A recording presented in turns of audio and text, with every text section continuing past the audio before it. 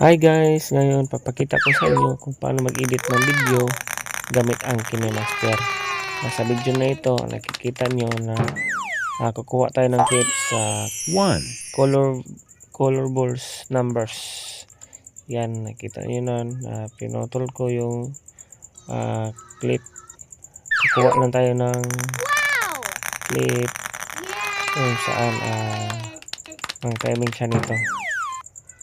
Yun, pagkatapos yan, kukunin natin yan, trim natin ng right, tapos duplicate natin, at pagkatapos natin mag-duplicate lahat guys, lalagyan natin ng color at video at audio effects. Ayan, tapos na. Lagyan natin ng kulay, yun, color emission ginamit. Tapos ayun, i-cut natin ang dulo. Pagkatapos putulin natin ng isa-isa para per video iba-iba ang kulay.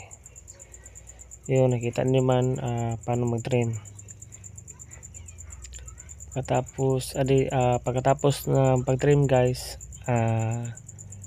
pwede natin ibahin na ang kulay kung anong gustong kulay sa ating paningin. At yun guys, tapos na. Dito, alagyan natin ng ayan, kulay green. Pagkatapos sa next video, kulay dilaw. Pagkatapos itong kulay green. Next naman, lagyan natin ng ibahin natin ng kulay ito, pwede na yan. Pagkatapos susunod, ibahin natin kulay pa din, palitan natin ng kulay yun, red, okay na yan. Pagkatapos yan, kulay blue. Pagkatapos lagyan natin ng kulay. Pwede nyo gawin guys kung anong pipiliin yung kulay. Kayo nang bahala kung anong mas maganda sa inyo. Pagkatapos lagyan natin ng video effects. Yan. Ganun pa din guys. Pabahin natin hanggang sa dulo. Wait lang, parang hindi ma-drag ng sa dulo. Wait. Ayan. Yun. Drag natin sa dulo. Yun. Yan.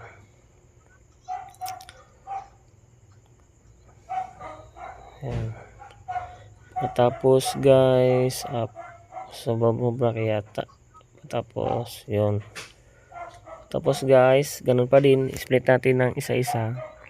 Kasi lagyan natin ng iba-ibang effects per video. Yan, nakita niyo naman. Kayo na din magpasya guys kung anong mga video effects ang gagamitin nyo. Pero ngayon ituturo ko kung anong mga ibang effects ang magamit natin. Yan. Yan, replace. Tapos lagyan natin ibang kulay. Yan, please. Tapos kung ma-adjust tayo, punta lang tayo sa properties or settings. Yan. Brightness. Yun, yan. Tapos yan, go slide.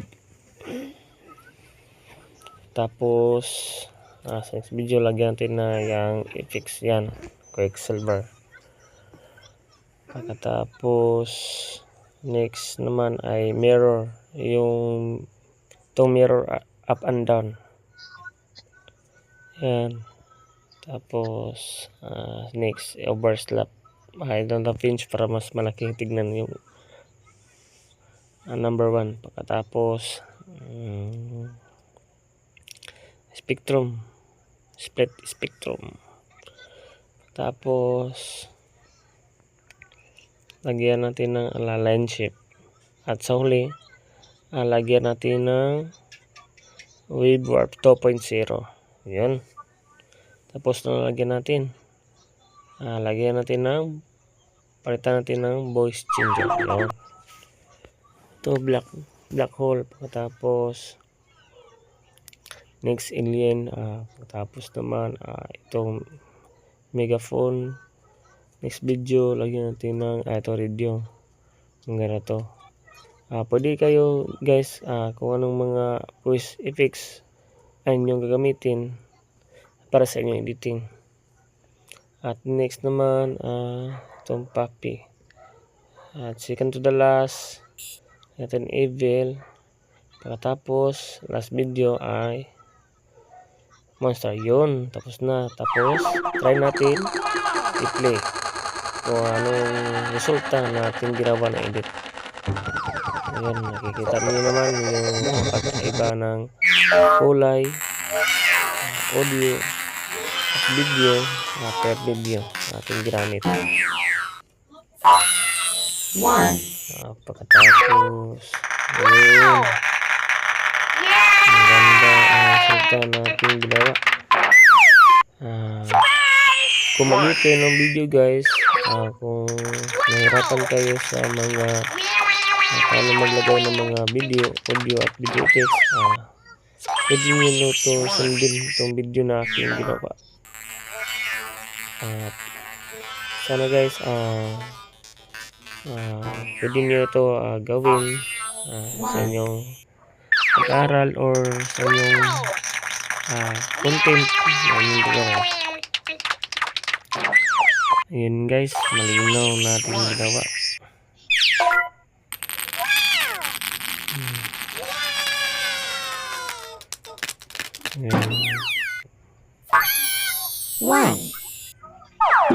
Yan guys. Sana guys may natutunan kayo sa video na ito. Pwede nyo magamit sa inyong sariling content. Sana guys abangan nyo aking next video kung ano naman natin edit sa next video.